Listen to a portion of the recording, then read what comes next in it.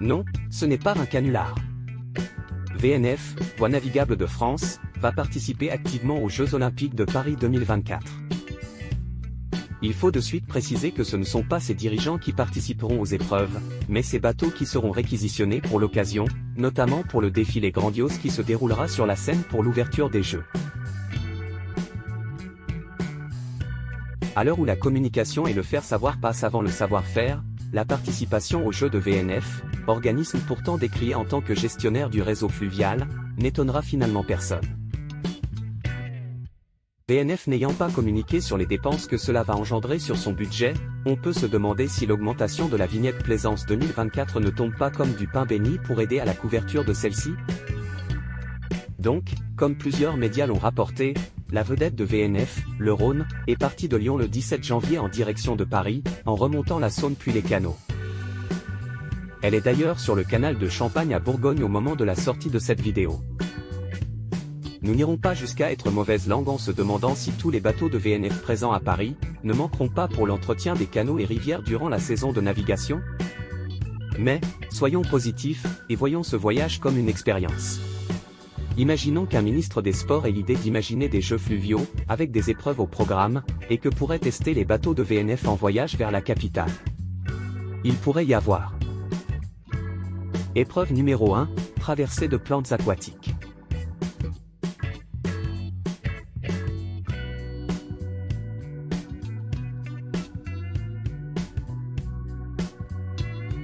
Épreuve numéro 2, évitement de bois flottant.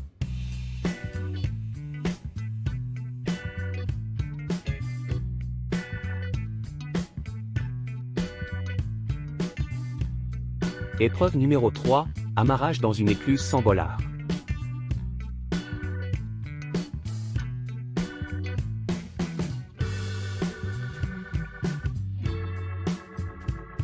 Épreuve numéro 4, amarrage sur ponton déglingué.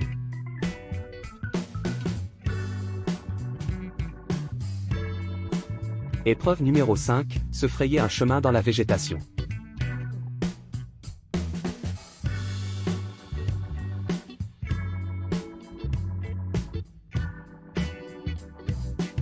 Épreuve numéro 6, orientation sans carte ni GPS.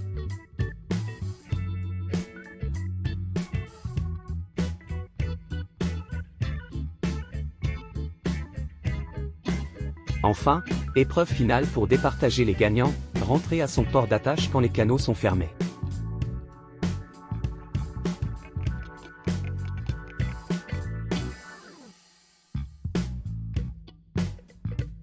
Si vous avez d'autres suggestions, n'hésitez pas à les mettre en commentaire sous la vidéo.